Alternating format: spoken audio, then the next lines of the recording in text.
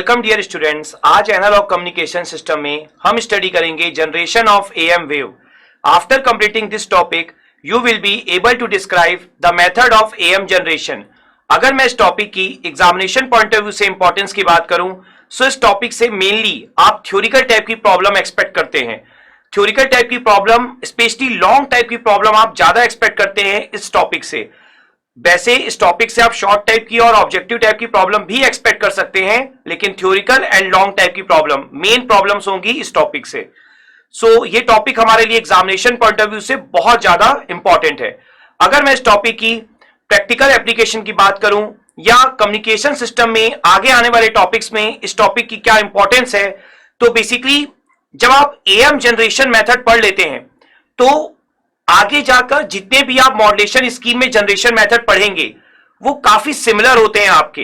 Basically आगे जाके जो आप डीमॉड्यूलेशन भी पढ़ेंगे वो भी काफी मिलता जुलता होगा एएम जनरेशन मेथड से, क्योंकि उसमें जो डिवाइस यूज होगा स्क्वायर लॉ वो बिल्कुल सेम होगा जो आप जनरेशन में यूज करेंगे। तो एक बार अगर आप बेस बना लेंगे तो आगे आने वाले टॉपिक्स में बहुत सारी चीजें आपको सिमिलर दिखाई देंगी, जैसे टाइप्स ऑफ फिल्टर, सारी चीजें सिमिलर आपको दिखाई देंगी आगे आने वाले टॉपिक्स में। और अगर मैं प्रैक्टिकल एप्लीकेशन की बात करूं तो बेसिकली एएम बेसिकली यूज होता है ब्रॉडकास्टिंग के लिए। तो अगर आप एएम वेव जनरेट करना सीख लेंगे तो बेसिकली ब्रॉडकास्टिंग के लिए आप यूज कर सकते हैं एएम मॉड्यूलेटेड वेव को। तो ये बहुत बड़ा प्रैक्टिकल एप्लीकेशन है एएम जनरेशन का। सो चलिए टॉपिक स्टार्ट करते हैं। सो हम यहां पर सीखेंगे generation of AM wave. So basically generation of amplitude modulated wave, AM wave। यहां पर जो मेथड होता है AM वेव जनरेशन का, एम्पलीट्यूड मॉड्यूलेटेड सिग्नल को जनरेट करने का, उस मेथड का नाम होता है स्क्वायर लॉ मॉड्यूलेशन। तो बेसिकली हमें स्क्वायर लॉ मॉड्यूलेशन को यहां पर अंडरस्टैंड करना है, सीखना है। तो स्क्वायर लॉ मॉड्यूलेशन बेसिकली होता क्या है, तो देखिए स्क्वायर लॉ मॉड्यूलेशन को अंडरस्टैंड करने के लिए सबसे पहले आपको स्क्वायर लॉ डिवाइस को अंडरस्टैंड करना होगा जो इस स्क्वायर लॉ मॉड्यूलेशन मेथड में यूज होता है। तो देखिए सबसे पहले हम सीखते हैं कि स्क्वायर लॉ डिवाइस क्या होता है। तो स्क्वायर लॉ डिवाइस जो होता है हमारा, ये आपको स्क्वायर लॉ कैरेक्टरिस्टिक्स देता है। इसका आउटपुट जो होगा वो इनपुट के फॉर्म में लिखा जाएगा, लेकिन स्क्वायर लॉ कैरेक्टरिस्टिक्स होती है। तो यहां पर जो आउटपुट होता है V0 वो कुछ इस तरीके से लिखा जाता है AVI plus BVI square plus CVI cube and so on. लेकिन कम्युनिकेशन सिस्टम में हमें पता है कि मेनली आपको फ्रीक्वेंसी के फॉर्म में एनालिसिस करना होता है, और फ्रीक्वेंसी जो होती है वो फिल्टर से पास होती है। कुछ फ्रीक्वेंसी रिजेक्ट होती हैं, कुछ फ्रीक्वेंसी पास हो जाती हैं। तो इस कारण से हम यहां पर सिर्फ और सिर्फ दो टर्म्स लेते हैं, क्योंकि दो टर्म्स के ऊपर दैट मींस जब आप क्यूब करते हैं तो जो भी आप मॉड्यूलेशन स्कीम पढ़ें सभी में क्यूब में आपका, जब आप स्क्वायर लॉ डिवाइस पे जब क्यूब वाला टर्म लेते हैं तो वो रिजेक्ट हो ही जाता है फिल्टर से। तो अप्रोक्सीमेटली जो हम स्क्वायर लॉ कैरेक्टरिस्टिक्स लेकर चलते हैं वो लेकर चलते हैं AVI plus BVI square up to 2 terms तक। ठीक है, अभी हम देखेंगे भी कि कैसे फिल्टर से पास होंगे टर्म्स, कैसे फिल्टर से रिजेक्ट होंगे। ये सारी चीजें हम बहुत डिटेल में एनालिसिस करेंगे। नाउ यहां पर अगर मैं बताऊं कि स्क्वायर लॉ डिवाइस का जो ग्राफिकल कैरेक्टरिस्टिक्स है वो हम बनाते कैसे, वो हम शो कैसे करते हैं, तो आप देखिए मान लीजिए आपका V0 है और ये आपका VI है। तो एक पर्टिकुलर VI की वैल्यू तक, उस वैल्यू को हम यहां पर कुछ अज्यूम कर लेंगे, एक पर्टिकुलर VI की वैल्यू दैट इज आप ले लीजिए V1 ले लीजिए। तो V1 तक स्क्वायर लॉ कैरेक्टरिस्टिक्स आपको मिलती है, और V1 के बाद आपकी कैरेक्टरिस्टिक्स चालू हो जाती है लीनियर। देख सकते हैं मैंने बिल्कुल स्ट्रेट लाइन ड्रॉ कर दी after V1, linear characteristics show करता है।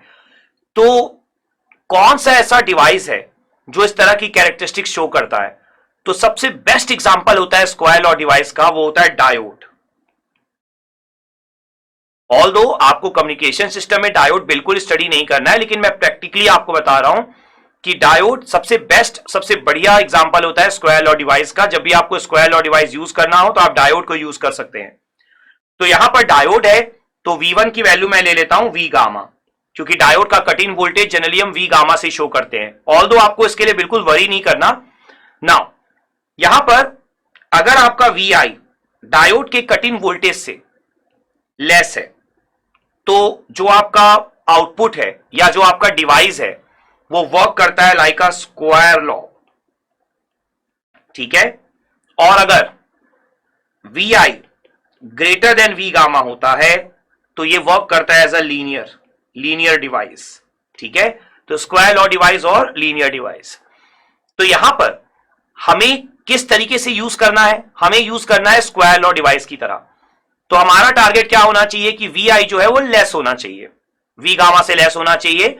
जब आप डायोड स्टडी करेंगे तो आप समझेंगे कि V गामा भी काफी लेस वैल्यू होती है। डायोड का कट इन वोल्टेज है, आइडियल केस में तो 0 भी होती है, बट नॉन आइडियल केस में एक पर्टिकुलर वैल्यू होती है, बट काफी लेस वैल्यू होती है।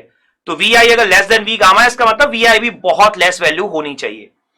तो यहां पर अब मैं कम्युनिकेशन सिस्टम में वापस आता हूं और एक ब्लॉक डायग्राम आपके लिए ड्रॉ करता हूं, जो कि इस मॉड्यूलेशन स्कीम के लिए हमें रिक्वायर्ड होगा। तो स्क्वायर लॉ मॉड्यूलेशन जो टेक्निक है उसका जो ब्लॉक डायग्राम है अब वो मैं ड्रॉ करने जा रहा हूं। यहां पर ब्लॉक डायग्राम कम्युनिकेशन में आप देखेंगे कि आपको बार बार हर एक थ्योरी पढ़ते समय ब्लॉक डायग्राम्स बनाने होंगे। न्यूमेरिकल भी बहुत ज्यादा ब्लॉक डायग्राम के फॉर्म में आते हैं। तो ब्लॉक डायग्राम का एनालिसिस करना आपको बहुत अच्छे से आना चाहिए, फिल्टर का एनालिसिस करना आपको बहुत अच्छे से आना चाहिए। तो मैं स्टार्ट से ही आपको फिल्टर का एनालिसिस सिखाते चलूंगा थ्योरी के साथ साथ। तो आप देखिए यहां पर सबसे पहला जो आपका ब्लॉक होता है वो आपका ब्लॉक होता है एडिशन का, ठीक है। तो आप क्या करते हैं, एक मैसेज देते हैं जिसे हमने एमटी से डिनोट करना सीखा हुआ है स्टार्टिंग क्लास से, और आप एक देते हैं carrier AC cos omega CT, ठीक है। और यहां पर आप परफॉर्म करते हैं एडिशन, प्लस सिग्मा साइन भी आप यूज कर सकते हैं, उसमें कोई प्रॉब्लम नहीं है। नाउ इसके बाद नेक्स्ट ब्लॉक होता है आपका स्क्वायर लॉ डिवाइस का। तो स्क्वायर लॉ डिवाइस को हम यहां पर शो करेंगे SL स्क्वायर लॉ, ठीक है। तो स्क्वायर लॉ डिवाइस, तो जो आपका स्क्वायर लॉ डिवाइस होता है उसका आउटपुट आपका जाता है बैंड पास फिल्टर में। अभी हम सारी चीजें एक एक ब्लॉक को बहुत डिटेल में पढ़ने वाले हैं, ठीक है। और बैंड पास फिल्टर में आउटपुट जाता है, उसके बाद आपको फाइनल आउटपुट मिल जाता है। और ये फाइनल आउटपुट ऑब्वियस सी बात है, हम क्या एक्सपेक्ट कर रहे हैं कि हमें क्या मिलेगा, हमें मिलेगा AM वेव, ठीक है। तो यहां पर अब आप देखिए स्क्वायर लॉ डिवाइस का जो इनपुट है उसे मैं यहां अज्यूम कर लेता हूं VI, और स्क्वायर लॉ डिवाइस के आउटपुट को मैं अज्यूम कर लेता हूं V0। हमने अभी अभी देखा है V0 और VI के बीच में रिलेशन क्या होता है, ठीक है। तो अगर आप यहां पर ध्यान से समझेंगे तो ये जो AC cos ओमेगा CT है, जो कैरियर है, वो आपको कहां से मिलता है, वो आपको मिलता है ऑक्सीलेटर से। बेसिकली ऑक्सीलेटर भी आपका टॉपिक है एनालॉग इलेक्ट्रॉनिक्स का। जब आप EDC एनालॉग स्टडी करेंगे तो आप ऑक्सीलेटर भी स्टडी करेंगे। ऑक्सीलेटर का काम होता है साइन कोसाइन वेव जनरेट करना, फ्रीक्वेंसी सिग्नल जनरेट करना। तो ऑक्सीलेटर के थ्रू आप कैरियर सिग्नल जनरेट करेंगे AC cos omega CT, MT आपका मैसेज होगा। अब यहां पर जैसा मैंने आपको बताया कि VI जो है वो काफी लेस होगा, तभी आपका जो डिवाइस है वो बिहेव करेगा स्क्वायर लॉ की तरह, ठीक है ना। और आपको जो कैरेक्टरिस्टिक्स मिलेगी वो स्क्वायर लॉ कैरेक्टरिस्टिक्स मिल जाएगी जब VI क्या होगा, लेस देन V गामा होगा। तो इसका मतलब देखिए अगर आप यहां पर VI को देखें तो VI आपका है क्या, VI है आपका MT plus AC cos omega CT, clear.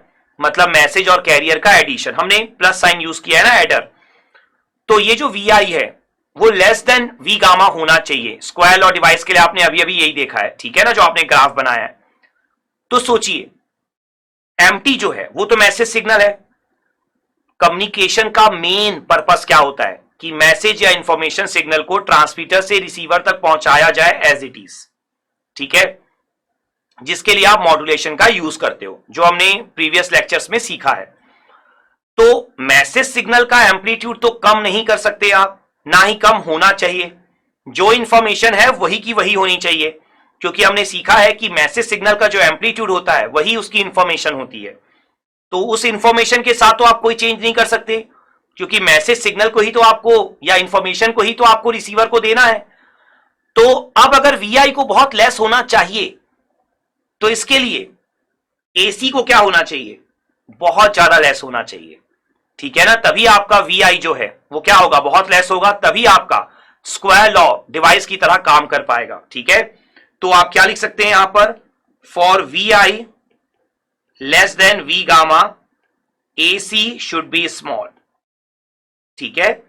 ये पॉइंट आपको माइंड में रखना होगा। देखिए वैसे भी आपको पता है जो कैरियर है AC cos omega C T, उसका काम क्या है, कैरी करना है मैसेज सिग्नल को, वो मैसेज नहीं है। तो अगर आप एसी को चेंज भी करते हैं या स्मॉल लेते हैं तो उससे कोई प्रॉब्लम नहीं होगी। तो स्क्वायर लॉ कैरेक्टरिस्टिक्स को सेटिस्फाई करने के लिए AC should be small. Clear, ये की पॉइंट है, इंपॉर्टेंट पॉइंट है जो आपको पता होना चाहिए। और स्पेशली जब लॉन्ग टाइप के क्वेश्चन पूछे जाएंगे तो आपको सारे की पॉइंट्स बताने भी हैं। इस तरह के जब आप इंपॉर्टेंट पॉइंट बताएंगे तो आपको बहुत अच्छे मार्क्स मिलेंगे। तो यहां पर अब आप देखिए, ये जो स्क्वायर लॉ डिवाइस है उसका इनपुट तो हमें वी पता चल गया, ठीक है। इसे हम इक्वेशन नंबर 1 दे देते हैं। और ये जो V0 है, हमने अभी अभी सीखा है कि स्क्वायर लॉ डिवाइस की कैरेक्टरिस्टिक्स क्या होती है, AVI प्लस BVI का स्क्वायर। तो यहां पर अब अगर आप देखेंगे तो V0 जो है वो क्या हो जाएगा, AMT, VI की वैल्यू पुट कर दीजिए आप, AC cos omega CT plus BVI का square MT plus AC cos omega CT का होल स्क्वायर। क्लियर। अब यहां पर आप सारे टर्म्स लिख दीजिए, जो ब्रैकेट्स है उन्हें ओपन कर दीजिए, होल स्क्वायर को ओपन कर दीजिए। तो V0 आपका कितना हो जाएगा, देखिए AMT plus AAC cos omega CT plus BM square T. देखिए आप A प्लस बी का होल स्क्वायर ओपन करेंगे ना, जो कि क्या होता है A square plus B square plus 2AB। तो BM square T plus BAC square cos square omega CT plus B into 2 into MT into AC cos omega CT। Clear. So ये आपने यहां पर ओपन कर दिए पूरे के पूरे ब्रैकेट्स। अब यहां पर देखिए V0 आपने निकाल लिया, इसे अभी हम इक्वेशन नंबर 2 दे देते हैं। तो अगर आप ब्लॉक डायग्राम पे वापस जाएं तो आप क्या देखेंगे कि स्क्वायर लॉ डिवाइस के बाद आपने बैंड पास फिल्टर बनाया। अब थोड़ा बहुत डिस्कशन बैंड पास फिल्टर के ऊपर भी कर लेते हैं। देखिए ऑल्दो आपको low pass, high pass, band pass, band stop इनका नॉलेज होना चाहिए, लेकिन मैं फिर भी आपको कुछ इंफॉर्मेशन यहां पर देता हूं। देखिए जो आपका बैंड पास फिल्टर है यहां पर, उसका अगर हम यहां पर एनालिसिस देखें तो बैंड पास फिल्टर का काम क्या होता है, मैं एक बार रिवाइज करा देता हूं आपको। ये बैंड ऑफ फ्रीक्वेंसीज को पास करता है, ठीक है ना। मींस अगर हमने चूज की फ्रीक्वेंसी 100 हर्ट्ज टू 200 हर्ट्ज, तो ये 100 हर्ट्ज से 200 हर्ट्ज तक की सारी फ्रीक्वेंसीज को पास करेगा। मतलब ऐसे सिग्नल जिनकी फ्रीक्वेंसी 100 हर्ट्ज से 200 हर्ट्ज के बीच की होगी उनको पास करेगा, बाकी सबको रिजेक्ट कर देगा, ठीक है। अब सोचिए अपना टारगेट, हमारा टारगेट क्या है, हमारा टारगेट है आउटपुट में हमें AM सिग्नल मिलना चाहिए। अब AM सिग्नल को हमने प्रीवियस लेक्चर्स में बहुत डिटेल में स्टडी कर रखा है। हमने सिंगल टोन में भी पढ़ा है, हमने मल्टी टोन में भी पढ़ा है, हमने स्टैंडर्ड इक्वेशन भी पढ़ा है, सबके लिए हमने डायग्राम बनाए।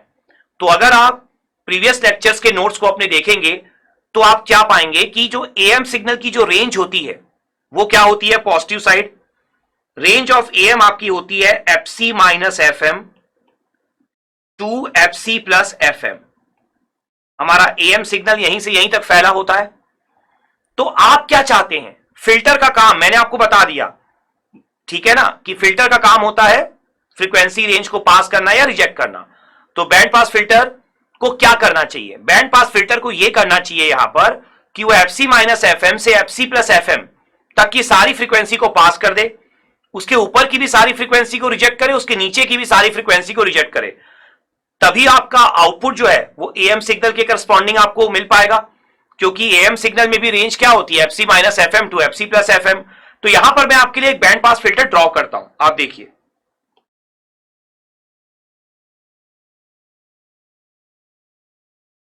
FC minus FM to FC plus FM positive side, और मैंने आपको प्रीवियस लेक्चर्स में बताया हुआ है कि पॉजिटिव साइड आप बना लीजिए और जस्ट नेगेटिव साइड उसका रिप्लिका बना दीजिए, ठीक है ना। बिल्कुल, negative side is the replica of positive side, it never exist. Negative side कभी एग्जिस्ट नहीं करता, जस्ट आप रिप्रेजेंट करते हैं। तो आप यहां पर सेम नेगेटिव साइड बना देंगे, हमने सीखा हुआ है इसको ऑलरेडी। तो इस फिल्टर को मैं ट्रांसफर फंक्शन को नाम दे देता हूं HF, ठीक है। ये क्या है, आपका बैंड पास फिल्टर है। और देखिए फिल्टर का काम क्या होता है, फिल्टर का काम होता है फ्रीक्वेंसी रेंज को पास करना या रिजेक्ट करना। एम्पलीट्यूड को चेंज करना फिल्टर का काम नहीं है, इसलिए एम्पलीट्यूड इसका हम क्या देंगे 1, क्योंकि 1 एम्पलीट्यूड होने से वो किसी सिग्नल के एम्पलीट्यूड पे कोई चेंजेस नहीं लाएगा। क्योंकि बेसिकली होता क्या है, फिल्टर है क्या, जो हमारे सिग्नल का फोरियर ट्रांसफॉर्म है, एफ डोमेन है, वो इस HF से मल्टीप्लाई हो जाएगा। तो जब आप 1 को मल्टीप्लाई करेंगे तो कोई चेंज तो होना नहीं है। बेसिकली होगा क्या कि जो ये 1 है एम्पलीट्यूड, वो कहां से कहां तक है, FC minus FM to FC plus FM तक है। इसका मतलब क्या होगा, एफसी माइनस एफएम से एफसी प्लस एफएम तक जो हमारा मेन सिग्नल होगा, जो भी आ रहा होगा बैंड पास फिल्टर का जो भी इनपुट होगा, एफसी माइनस एफएम से एफसी प्लस एफएम तक वो एज इट इज पास हो जाएगा। लेकिन एफसी माइनस एफएम के पहले 0 से एफसी माइनस एफएम तक आप देख सकते हैं एचएफ का एम्पलीट्यूड कितना है, 0। तो ऑब्वियस सी बात है मल्टीप्लाई होने पर पूरा आंसर 0 हो जाएगा। सेम एफसी प्लस एफएम के ऊपर देखिए, फिर से एचएफ का एम्पलीट्यूड क्या है, 0 है, तो मल्टीप्लाई होने पर पूरा क्या हो जाएगा, आपका 0 ही हो जाएगा। तो बेसिकली ये फिल्टर है। मैं तो आपको बहुत डिटेल में बोल रहा हूं ये सारी बातें, फिल्टर बस आपको ये ध्यान रखना है, जो भी सिग्नल आपका आएगा इनपुट का, तो उस इनपुट सिग्नल में एफसी माइनस एफएम से एफसी प्लस एफएम तक का फ्रीक्वेंसी पास हो जाएगा। क्लियर। तो हमने यहां पर ये बैंड पास फिल्टर को डिजाइन कर लिया।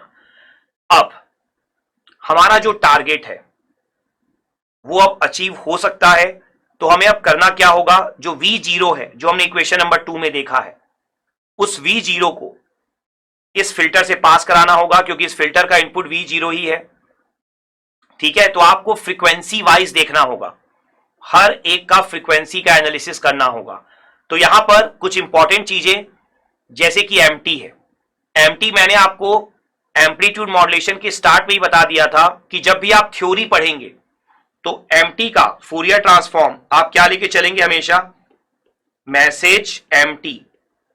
थ्योरी पढ़ते समय हम हमेशा मैसेज एमटी का फूरियर ट्रांसफॉर्म ये कंसीडर करेंगे, ट्रायंगल माइनस एफएम से plus FM.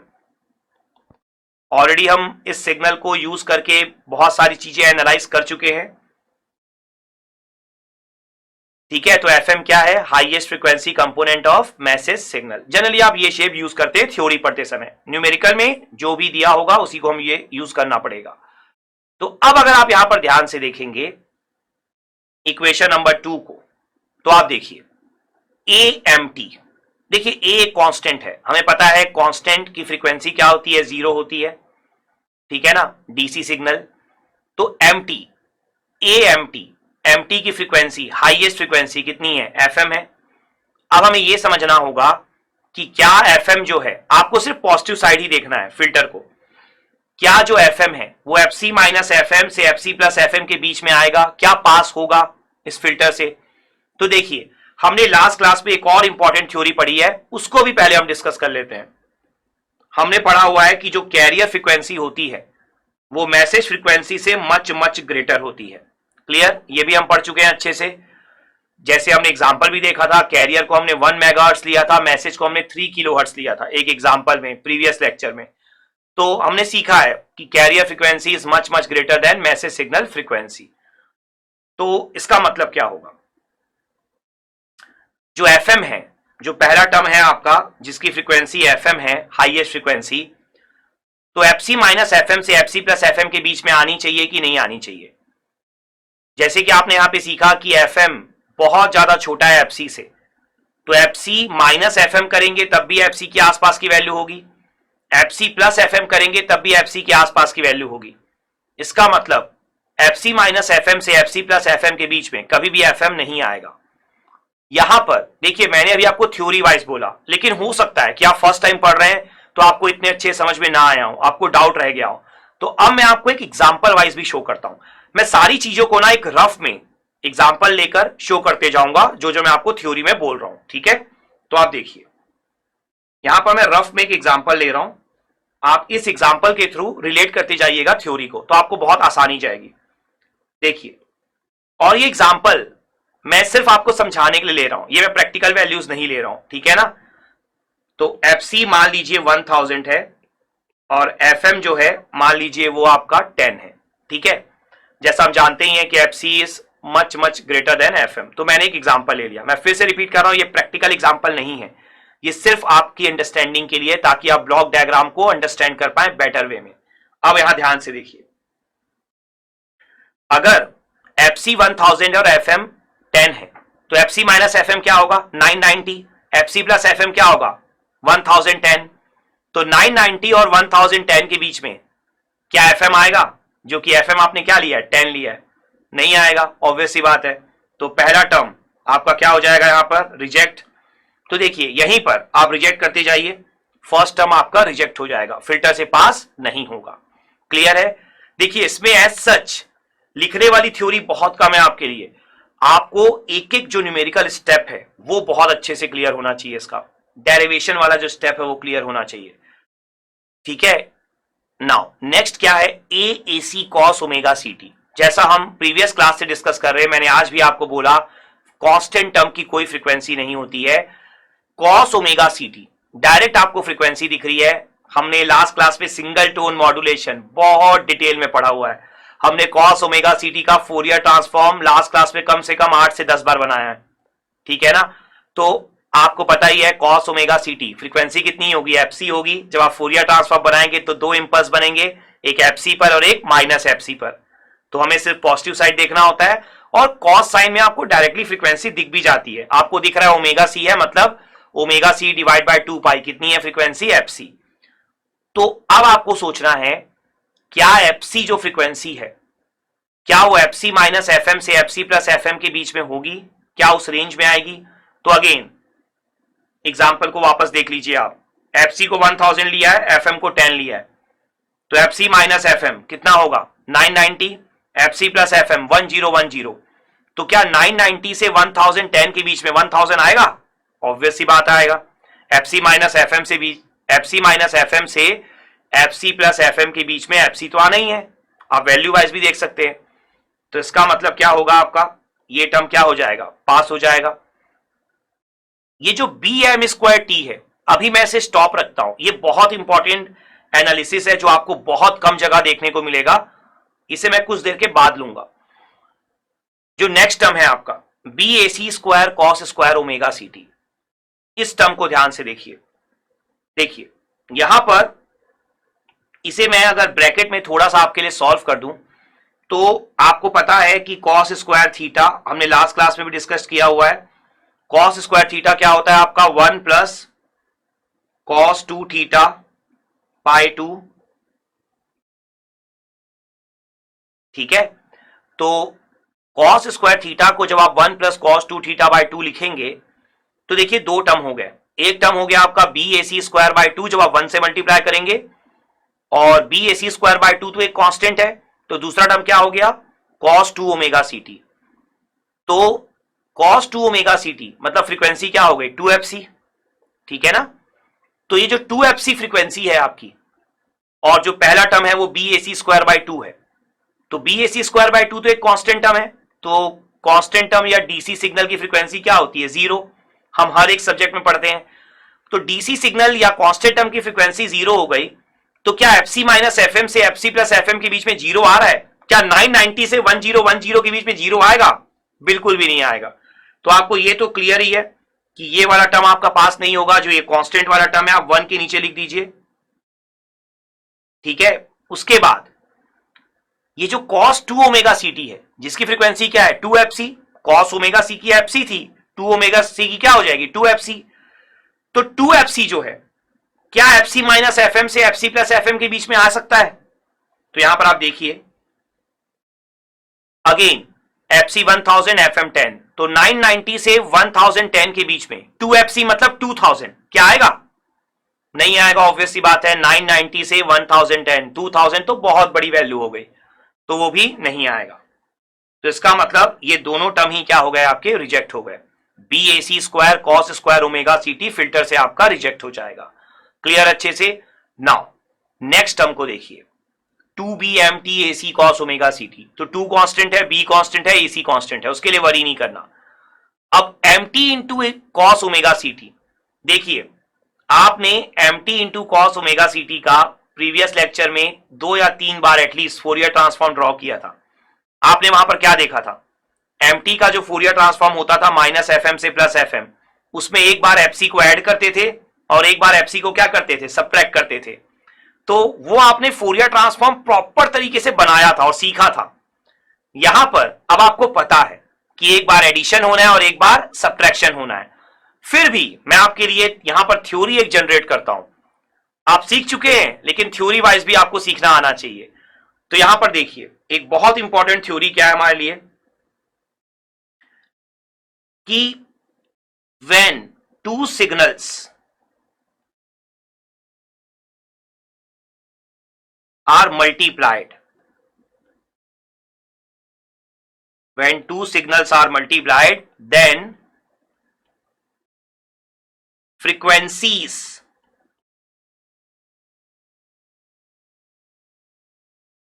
will be added and subtracted। जब भी दो सिग्नल मल्टीप्लाई होते हैं, फ्रीक्वेंसीज क्या हो जाती हैं, ऐड हो जाती हैं और सबट्रैक्ट हो जाती हैं। हम ऑलरेडी इसे डायग्राम वाइज पढ़ चुके हैं, लेकिन यहां पर क्या है ना, आपको फिल्टर में पास हो रहा है कि रिजेक्ट होना है, सिर्फ ये बताना है। तो आपको यहां पे डायग्राम नहीं बनाना, डायग्राम आपको पता थोड़ी ना है अभी। डायग्राम तो आपको लास्ट में बनाना है, जब आप सारी चीजें पास कर लेंगे तब लास्ट में आपको ये प्रूफ करना है कि आपको AM सिग्नल मिल गया है। ऑल्दो आपको पता है कि AM सिग्नल ही मिलेगा, लेकिन वो तो लास्ट में प्रूफ करना है। तो जो आपने लास्ट लेक्चर में AM सिग्नल जब पढ़ा था, तो उसमें जो आपने स्पेक्ट्रम बनाया था, डायग्राम बनाया था, बहुत बार आपने डायग्राम बनाया था, उसमें आपने क्या देखा था, एक बार एडिशन होता था, एक बार क्या होता था, सबट्रैक्शन होता था। तब आपने डायग्राम वाइज देखा था, लेफ्ट शिफ्टिंग, राइट शिफ्टिंग। अभी आपने उसे थ्योरी वाइज समझ लिया, ठीक है।